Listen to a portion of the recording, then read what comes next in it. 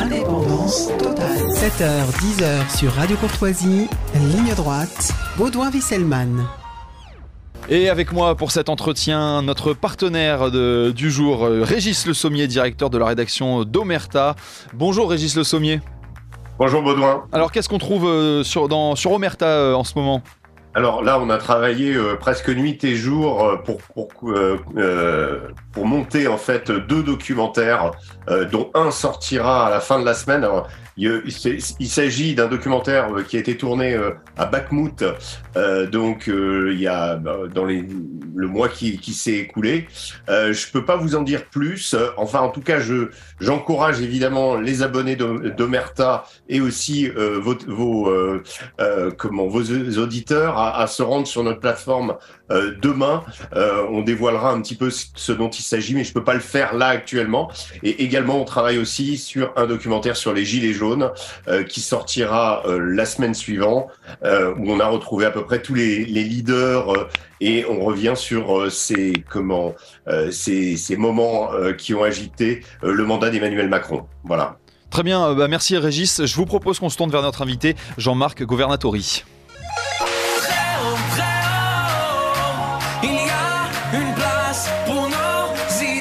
Vue de haut. Bonjour Jean-Marc Governatori. Bonjour. Vous êtes coprésident de l'Écologie au Centre, ancien candidat aux primaires des écologistes et conseiller municipal de Nice. Alors, vous proposez une écologie centriste qui dépasse l'écologie politique proposée actuellement, qui est plutôt de gauche. Qu'est-ce qu'une écologie centriste ? À un moment donné, il faut sortir du monde parallèle, il faut rentrer dans le vrai monde. Et le vrai monde, c'est malheureusement la saturation des prisons, la saturation des hôpitaux, des paysans qui se suicident, des policiers qui en ont ras-le-bol, des soignants idem, les magistrats, les greffiers qui n'en peuvent plus. Donc le monde marche à l'envers. Donc il faut une nouvelle offre politique non conventionnelle. J'ai démontré dans mes ouvrages que l'écologie doit prendre le pouvoir, mais l'écologie, ce n'est pas ELV, l'écologie, ce n'est pas Sandrine Rousseau, l'écologie ne doit pas être à gauche parce qu'elle sectarise et elle ne parle pas à tous les citoyens, et il est capital que l'écologie parle à tout le monde. Et c'est pour ça qu'il faut qu'elle soit centriste. Alors, l'urgence climatique, la disparition de nombreuses espèces, est-ce que l'écologie n'appelle-t-elle pas nécessairement un changement de paradigme ? Alors, comment elle peut être centriste ? Elle devrait plutôt être radicale, non ?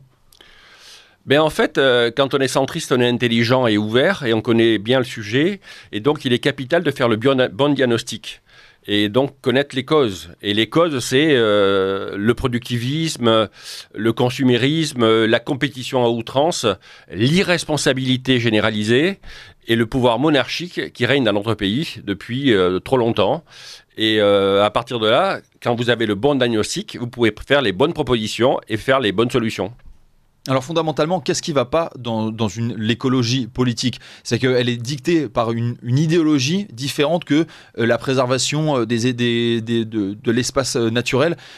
Pour vous, quelle est la plus grande erreur de l'écologie politique actuelle ? Est-ce que c'est de se concentrer par exemple sur la justice sociale, sur le racisme ? C'est des combats qui ne sont pas liés à ça ? Les enjeux sont tellement immenses et tellement vitaux pour toutes celles et tous ceux qui nous écoutent et qui nous regardent. Les glaciers fondent, les forêts disparaissent, les comptes publics sont écarlates, il y a un problème de pouvoir d'achat qui est de plus en plus important, qu'il faut s'attacher aux bonnes causes, comme celles que j'ai exprimées, aux bonnes solutions. Et quand vous avez Europe Écologie et Sandrine Rousseau qui vous expliquent que le travail est une valeur de droite, c'est du grand n'importe quoi. Quand pour elle, le fait de naître homme, c'est déjà une responsabilité, une culpabilité. Donc c'est totalement à côté de la plaque. Ce qu'il faut, c'est les vraies propositions sur l'économie circulaire, on répare tout, on recycle tout, la rénovation énergétique totale, pas le faux semblant que fait le président Macron. Ce qu'il faut, c'est l'option végétarienne quotidienne, et j'observe que dans le plan de la transition écologique du président, eh bien, il fait l'impasse là-dessus, alors que le fait de limiter sa consommation de viande, c'est très efficace pour le climat, et très efficace pour l'environnement, et très efficace pour la problématique de la qualité de l'eau. Ce sont des mesures de cette nature qui vont changer le cap de notre pays, et malheureusement on ne les prend pas avec Europe Écologie. Oui, moi je voulais vous poser une question sur la perception de l'écologie aujourd'hui. Quand on voit que cet été, Europe Écologie Les Verts a reçu donc le rappeur Médine. Hein, donc on se souvient de la polémique autour de Marine Tondelier et de Sandrine Rousseau recevant donc ce rappeur. La vraie question que je me pose quand je vois ça, c'est je me dis, Médine n'a aucun rapport avec l'écologie. Enfin, il a exprimé des idées, etc. Il est invité aux universités d'été pour, en effet, parler de questions sociales, de questions de racisme.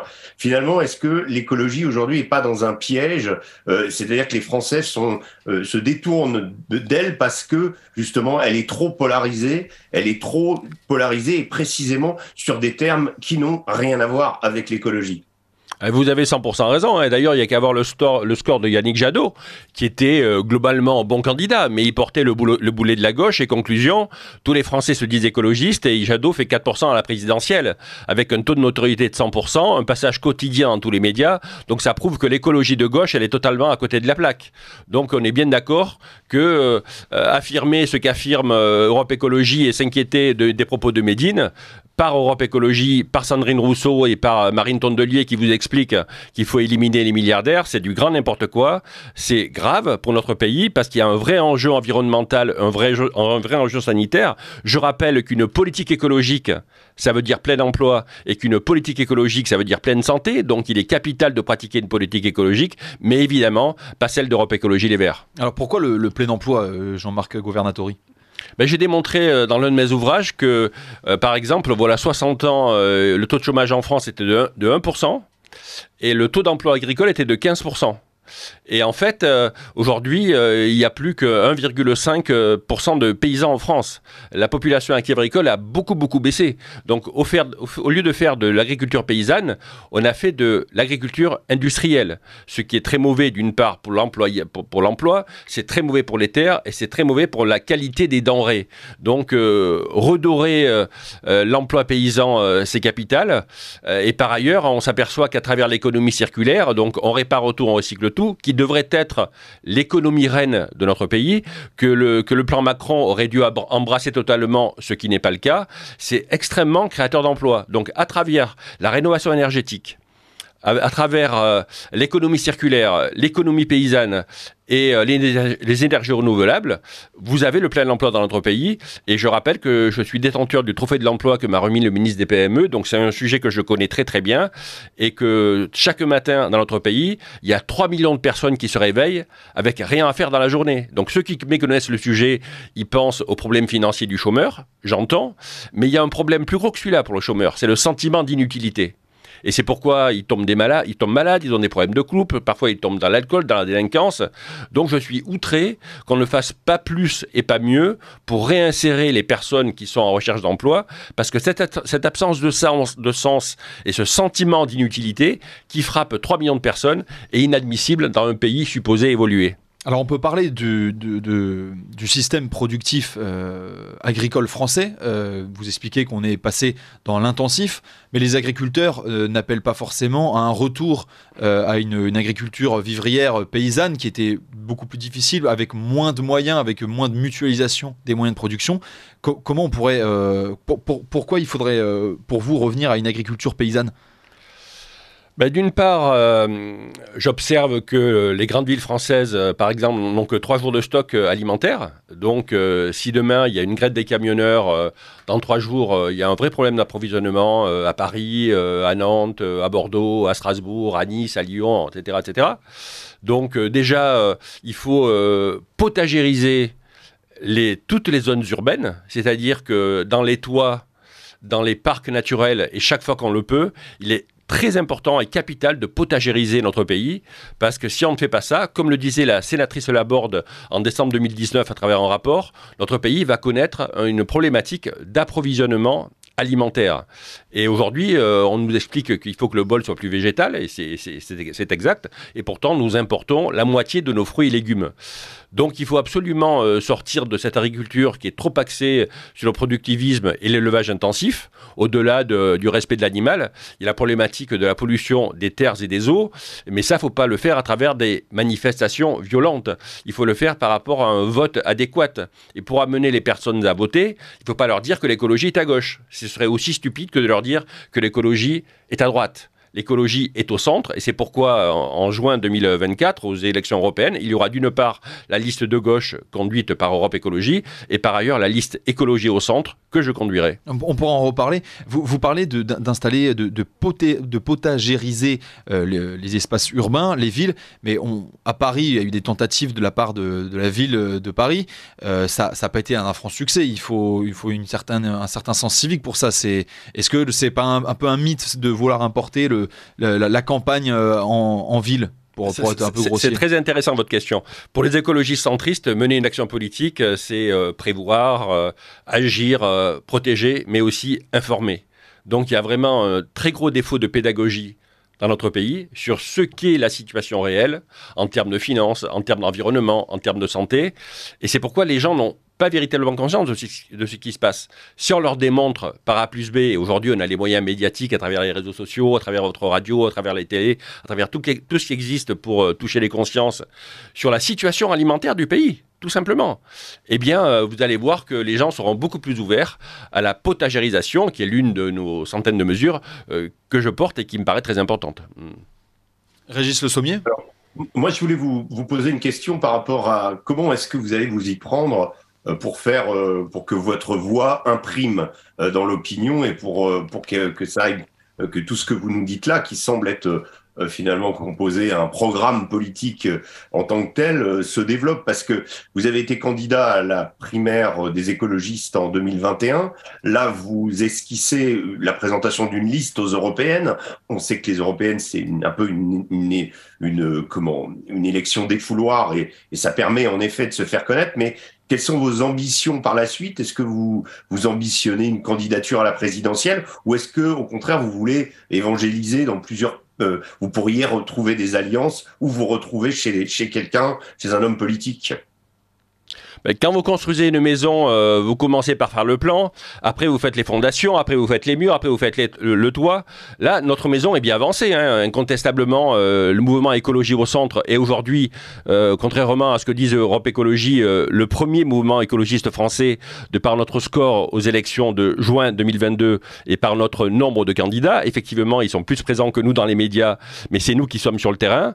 Et les européennes sont une étape. Mais il est clair que l'objectif, c'est vraiment que notre pays soit gouverné par un président ou une présidente écologiste. Il n'y a pas d'autre option. Il n'y a pas d'autre option qu'une politique écologique, mais pas celle de M. Macron. Vous parliez tout à l'heure donc on va revenir sur ce modèle agricole, vous parliez du suicide des paysans. Quel est le problème pour les paysans? Pour vous, ils sont prisonniers de ce système productif, mais en l'occurrence, leur revenu ne fait que baisser. Si on décentralise, si on répartit cette production agricole, il y a déjà une crise de la surproduction dans certains secteurs. Est-ce qu'on n'aggrave pas le cas? Vous ne pouvez pas mener une action dans la durée contre nature. C'est pas possible.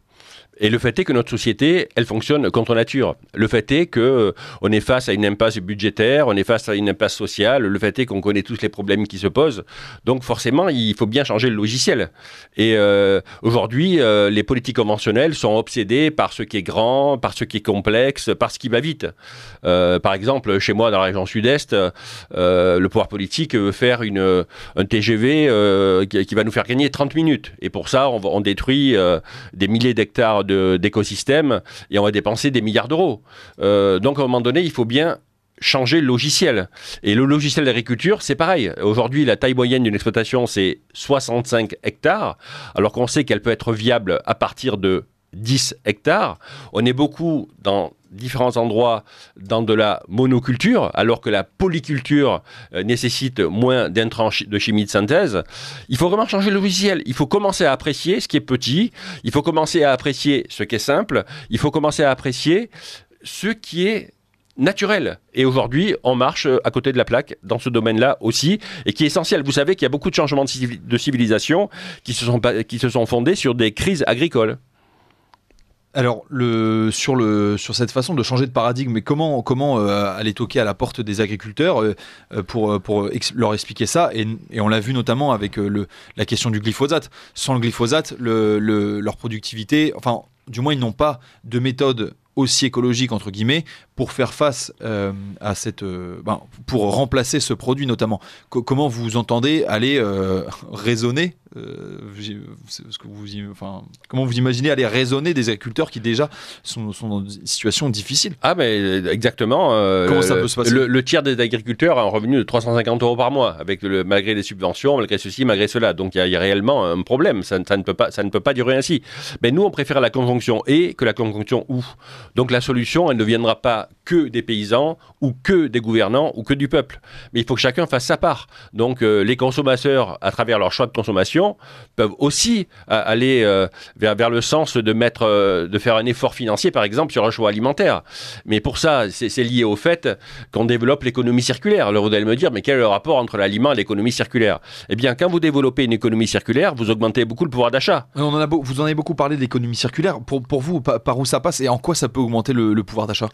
Eh bien, en fait... Parce que les produits locaux, les produits manufacturés en France, localement, sont parfois plus chers. Mais ça améliore la santé aussi. Ça améliore l'environnement. Vous savez que... C'est un investissement, en fait. Tout produit requiert au minimum des centaines de litres d'eau pour le concevoir. Tout produit requiert des centaines de litres d'eau pour le concevoir. À partir du moment où vous créez un système où on produit, on consomme des centaines de litres d'eau. Donc l'économie circulaire, déjà, elle fait économiser beaucoup d'eau puisqu'on recycle un produit. Et par ailleurs, évidemment, c'est par définition moins cher. Par définition, ça crée des liens sociaux.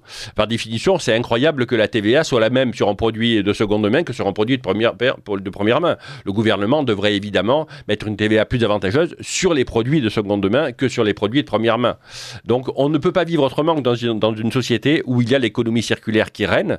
Là, vous créez du pouvoir d'achat, par exemple, et donc vous pouvez dépenser plus pour les aliments, et donc vous pouvez mieux rémunérer le paysan.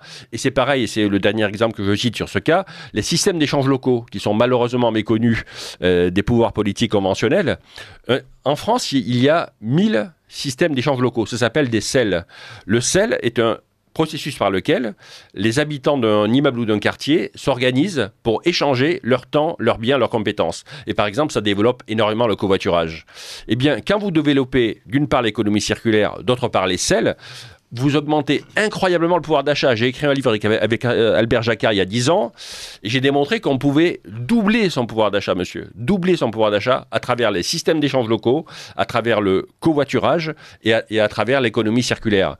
Et par conséquent, vous avez un nouveau pouvoir d'achat que vous pouvez utiliser pour une meilleure alimentation et par conséquent rémunérer dignement nos paysans. Ce que vous voulez dire, ces systèmes d'échange locaux, c'est quoi, la mutualisation de biens? C'est-à-dire que, alors je vais donner un exemple bête, c'est peut-être un mauvais exemple, mais à la façon de nos anciens qui allaient au lavoir, il y aura une machine à laver qui est mise en commun, c'est ce genre d'idée? Évidemment.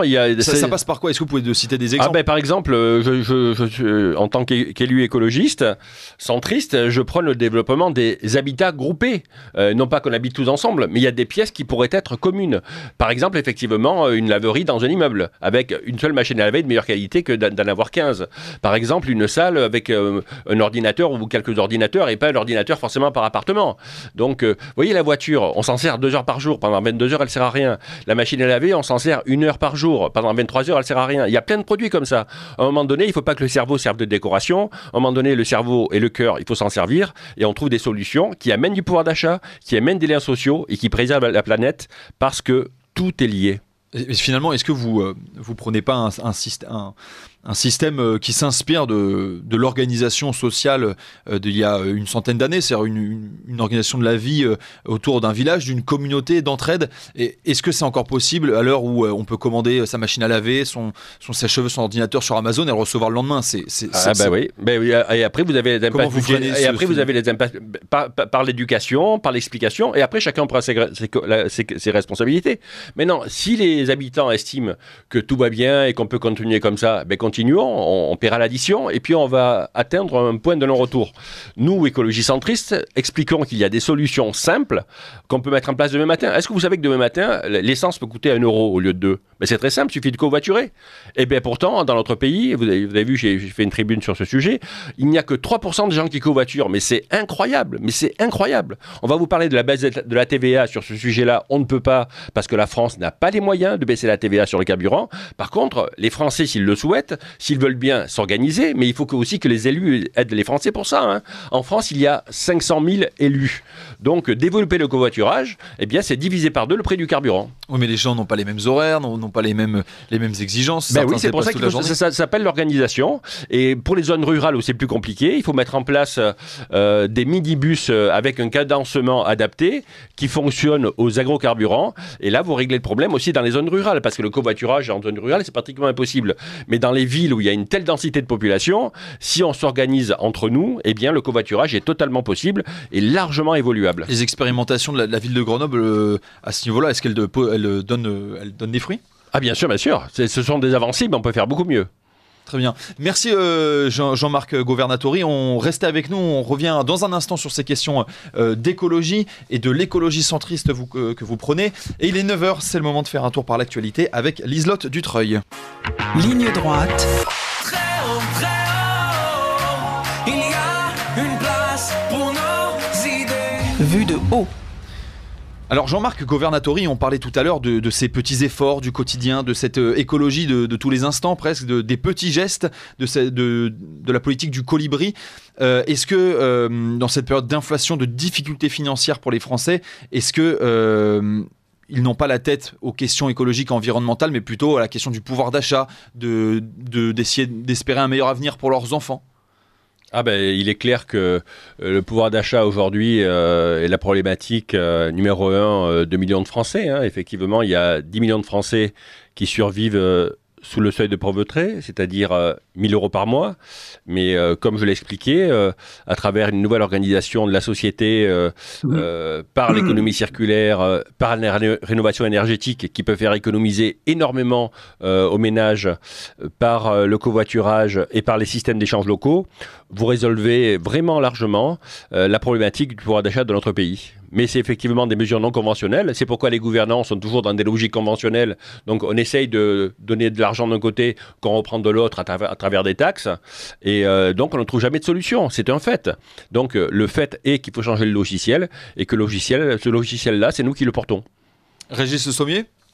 Oui, moi je voulais vous poser la question quand tout à l'heure vous avez décrit de façon assez intéressante et prometteuse tous ces petits efforts que nous pouvons faire tous en fait pour améliorer justement pour lutter contre la pollution et pour améliorer justement la prise de conscience écologique. Mais moi je voulais vous demander comment vous jugez actuellement les mécanismes justement de régulation de la pollution au niveau international, parce que c'est bien de faire des efforts localement, mais quand vous avez un pays comme la Chine qui continue à être responsable d'environ 1/3 de la production de CO2 sur la planète, vous avez les États-Unis, c'est 12%, l'Inde c'est autour de 10%, ces pays-là ne semblent pas infléchir, même si ils font des efforts, mais il reste encore une quantité incroyable de pollution dans la planète. Alors, est-ce que lutter localement, ça sert à quelque chose quand on sait que internationalement, malheureusement, les choses ont tendance, à mon sens, à s'aggraver ? Je vous remercie infiniment de me poser la question parce que c'est quelquefois ce qu'on retourne aux vrais écologistes, ce type de questions, et donc c'est important que j'apporte la réponse. D'une part, le secrétaire général de l'ONU, le portugais Antonio Guterres, explique que les 2 priorités de tous les gouvernants du monde devraient être la survie de l'espèce humaine et l'habitabilité de la planète. Et donc, certains vont rétorquer à ça qu'effectivement, ça sert à quoi ? Nous, la France représente 1% du problème environnemental mondial. Ok, mais le fait est que notre pays et notre économie et nos emplois fonctionnent sur des matières premières. Le fait est que notre logiciel économique implique que nous allons manquer de plus en plus de ces matières premières. Et que lorsqu'un produit est demandé et que ce produit devient rare, il devient cher. Et après, vous avez une problématique de pouvoir d'achat comme celle que nous vivons aujourd'hui. Donc, il faut s'habituer à produire moins, il faut s'habituer à dépendre moins de l'extérieur, ce qui est une attitude environnementale. Et remarquablement, parfois quand vous prenez une décision, vous avez des dommages collatéraux, et quand vous prenez une décision écologiste intelligente, vous avez des avantages collatéraux. Et quand vous produisez moins de voitures parce que vous allez réparer, parce que vous n'allez pas faire la folie des gouvernements européens de vouloir mettre en place le moteur électrique, ce qui est totalement n'importe quoi parce que c'est un contresens écologique. Et en plus, pour fabriquer une voiture, il faut 35 000 litres d'eau douce. Donc, sincèrement, la priorité, c'est les matières premières qui se font rares. Donc, notre système économique et nos emplois reposent sur le cuivre, parce que quand vous dites électricité, vous dites cuivre. Quand vous dites électricité, vous dites métaux rares, et par définition, ils sont rares. Aujourd'hui, notre société, elle fonctionne avec du cuivre, de l'uranium, du pétrole et du gaz. Et dans 50 ans, il n'y en a plus. Donc il y a un problème colossal. Au-delà du fait qu'on représente 1% du problème environnemental, on doit s'organiser autrement pour avoir besoin de beaucoup moins de matières premières parce qu'il n'y en aura plus. Et deuxième et dernier point, la mauvaise qualité de l'air en France tue 50 000 personnes. Donc, lorsqu'on fait pour nous des mesures environnementales, eh bien, d'une part, ça sert directement à la santé, et d'autre part, ça prépare un avenir serein, alors que là, nous préparons un avenir de frustration, parce qu'il n'y aura plus des matières premières pour faire fonctionner la machine économique de notre pays. Alors oui, 48 000 personnes qui meurent par an de la pollution aérienne, mais alors, quel intérêt d'œuvrer en sens, sachant que nos voisins ont des usines à charbon qui fonctionnent, que quand le vent vient d'Est, il nous pollue aussi. On a l'impression que les solutions mondiales, on porte notre croix, mais autour de nous, c'était pas le cas autour de nous. Quel intérêt? Est-ce qu'il vaut mieux pas se concentrer sur des enjeux de souveraineté alimentaire, comme vous l'avez dit, et énergétique? Eh bien, en fait, quand vous observez une carte de mesure de la qualité de l'air, vous apercevez qu'en France, il y a des zones vertes, il y a des zones oranges, il y a des zones rouges, donc il y a bien des zones de qualité différentes. Et effectivement, l'Allemagne aujourd'hui est encore un peu dans le charbon et ça nous nuit, nous sommes d'accord, mais on ne peut pas oublier la vertu de l'exemple. La vertu de l'exemple, elle est capitale. On ne peut pas oublier qu'il y a aujourd'hui une Union européenne qui est là. Et si un pays, enfin, et ce serait super que ce soit la France, montrait l'exemple en matière sanitaire, en matière environnementale, en matière économique, en matière financière, en matière sociale, c'est possible. Eh bien, vous croyez qu'ils sont idiots, les Allemands et les Italiens et les autres? Ben, ils feront pareil. Donc, la grosse problématique, c'est le défaut d'exemple. Pourquoi les révolutions arabes ont échoué dans les années 2010-2011? Parce qu'il n'y avait pas de projet de société. On ne savait pas où on allait. Et quand vous analysez les révolutions, comme je l'ai fait à travers mes bouquins, quand vous analysez l'histoire humaine, rien ne fonctionne parce qu'il n'y a pas d'exemple. Il n'y a pas de projet de société valide. On a expérimenté le socialisme, ça n'a pas marché. On a expérimenté le communisme, ça n'a pas marché. On a expérimenté le libéralisme, ça n'a pas fonctionné parce que le libéralisme tombe de suite sur l'ultralibéralisme. Et ça, c'est un problème. Ce qu'on n'a pas essayé, c'est l'écologie. Et l'écologie, elle doit être centriste et nous l'apportons et c'est la solution. Mais alors comment une réponse politique à un problème environnemental climatique peut être un projet de société vu qu'il ne concerne pas tous les pans de la vie? Ah oui, mais merci de me le préciser, parce que beaucoup de gens associent écologie à environnement. Donc l'environnement est une facette importante de l'écologie, vous avez raison. Mais la finance est une facette de l'écologie, l'emploi est une facette de l'écologie, la santé est une facette de l'écologie. Par exemple, ce qu'ignorent beaucoup de gens dans notre pays, c'est que ce qui coûte le plus cher au budget, c'est la maladie. On dépense presque 300 milliards d'euros en dépenses directes et indirectes sur la maladie. Pourquoi? Parce que notre pays pratique une politique de la maladie au lieu que de pratiquer une politique de la santé. Donc je respecte la politique de la maladie. S'inquiéter du nombre de lits d'hôpitaux, s'inquiéter du nombre de soignants, bien sûr, c'est bien de le faire. Mais si à la place, en plus, on faisait une éducation à la santé à travers la nécessité de prendre garde à la qualité et la quantité de ce bol alimentaire, sur l'activité physique et intellectuelle quotidienne, sur l'activité sociale, sur le zéro cigarette, sur le zéro drogue, sur moins d'alcool, sur le fait de dormir dans une zone paisible, sur la réduction des pollutions. Si vous pratiquez une politique de santé, là encore, vous allez retrouver des grosses marges de manœuvre financières et c'est totalement écologique. Oui, mais on a déjà l'impression qu'on est quand même bien fourni à ce niveau-là. là, on entend souvent manger 5 fruits et légumes par jour, l'abus d'alcool est mauvais pour la santé, etc. Enfin, qu'est-ce que vous proposez de plus alors? Conclusion, 650 000 décès par an en France, bon an, mal an, Covid ou pas Covid, et donc 90% de décès prématurés. Donc ce que je propose, c'est de constater que malheureusement, 50% des jeunes de 15 ans font zéro activité sportive, qui est très grave. Mais pourquoi? Parce qu'en fait, à l'école, par exemple, ils n'ont pas une activité sportive choisie. Il est capital de faire une activité sportive choisie. Il est capital que les sportifs de haut niveau viennent donner l'exemple dans les écoles, comme les chefs d'entreprise d'ailleurs. Il est très important de donner le sens du sport. Le sport est une facette d'un projet de société écologiste. Alors, vous avez un point commun avec Sandrine Rousseau, bien que vous la qualifiez d'attentat à l'écologie, c'est que vous êtes végétarien. Alors, c'est pour des questions écologiques ou de bien-être animal? C'est intéressant, votre question. Sandrine Rousseau prône le végétarisme, mais elle n'est pas végétarienne. C'est énorme. C'est énorme. Vous vous rendez compte Elle n'est pas végétalienne, mais elle est végétarienne quand même. Non, elle mange du jambon. Vous avez vu, il y a eu un tweet qui est sorti quand elle a osé quand elle a osé condamner ceux qui mangeaient des steaks, ce qui est une mauvaise attitude, donc ça sert à rien de condamner, il faut juste expliquer et montrer un sens qui est meilleur. D'ailleurs, tous les médecins vous expliqueront que limiter la consommation de viande, c'est bon pour la santé et c'est bon pour le portefeuille. Et en l'occurrence, elle a dit qu'il fallait, elle condamnait, comme d'habitude, c'est une femme qui condamne, elle devrait se faire juge, les personnes qui mangent des steaks, mais elle, on l'a pris en photo en train de manger du jambon avec l'équipe de LFI. Donc il faut qu'elle arrête de dire le contraire de ce qui se passe. C'est comme lorsque Sandrine Rousseau a osé dire qu'il faisait 60 degrés en Espagne, il y a quelques semaines, alors que c'était la température au sol. Quand vous racontez des conneries aux gens, après ils vous croient plus. Donc c'est pour ça qu'il faut dire les choses justes, et tellement on a besoin d'écologie. Donc effectivement, c'est un fait scientifique, absolu. Limiter sa consommation de viande, c'est meilleur pour la santé, et j'engage vos auditeurs à le demander à leur médecin. La viande rouge est excellente sur bien des aspects, en termes de protéines, etc. Oui, mais si vous mangez du fromage, des yaourts et des œufs, vous avez des protéines animales qui sont aussi très efficaces. Mais une fois encore, c'est le médecin qui doit vous le dire. Et j'engage, tout le monde a posé la question à son médecin, et de végétaliser son bol alimentaire, c'est bon pour son corps et c'est bon pour la planète. Régis Le Sommier?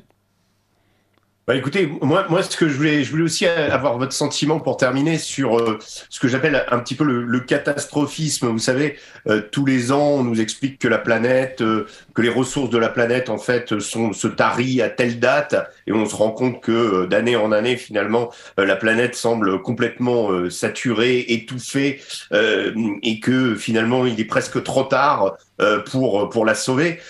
Comment vous réagissez quand vous entendez ça? Est-ce que vous adhérez à ce discours, ou est-ce que vous pensez justement qu'en étant raisonnable et en faisant ce que vous venez de nous dire, on arrivera à sauver la Terre, en fait? Sauver la Terre et tous ses habitants, animaux, humains et végétaux. En fait, la vie récompense l'action. Et si vous expliquez à des personnes que c'est cuit, c'est fini, on est mort, eh bien les gens n'agissent plus, ou agissent mal, ou n'évoluent pas dans leur attitude. Donc il faut dire un discours positif, qui est en plus la réalité, puisque la planète, elle a une capacité de régénérescence extraordinaire, mais le fait est que la planète, elle fait 12 800 km de diamètre, qu'on s'en sert comme un dépôt, bon, je veux bien, donc on se sert des matières premières qu'il y a dans le dépôt Terre, des réserves marines, des réserves terrestres, et qu'il y a forcément des réserves qui ne se renouvellent pas. Le charbon, le gaz, le pétrole, l'uranium, le cuivre, ça ne se renouvelle pas. Donc c'est pourquoi il faut y prendre garde. Mais effectivement, un discours catastrophique, c'est un discours fautif, parce qu'un discours culpabilisateur, pareil. Donc, on peut véritablement se relever du mauvais cap que nous avons pris, et on peut s'en relever dans le bonheur et le plaisir d'être ensemble.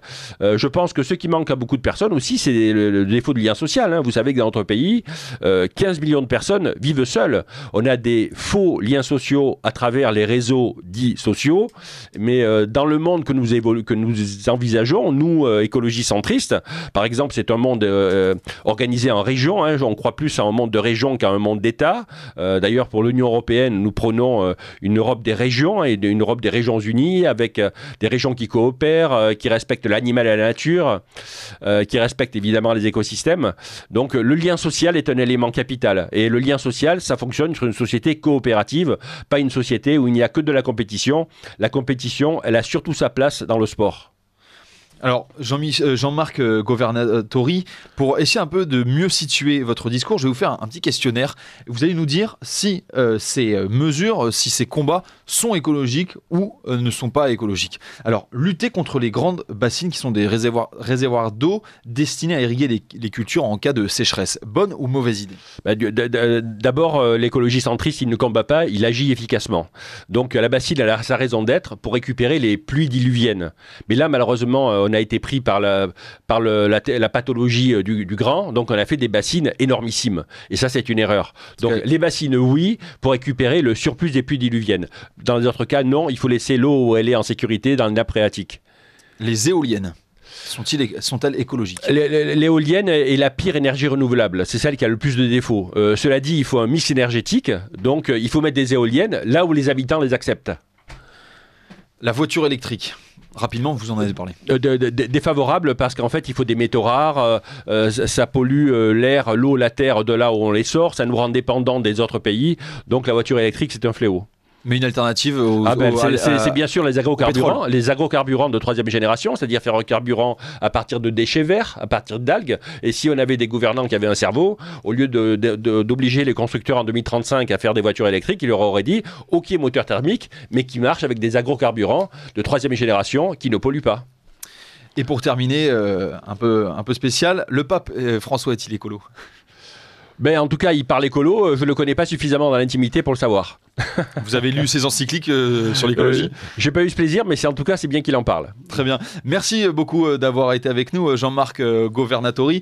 Vous êtes un ancien candidat aux primaires des écologistes, conseiller municipal, et vous êtes coprésident de Écologie au Centre. Merci beaucoup. C'est moi qui vous remercie. Et merci à vous, Régis Sommier, vous êtes directeur de la rédaction d'Omerta.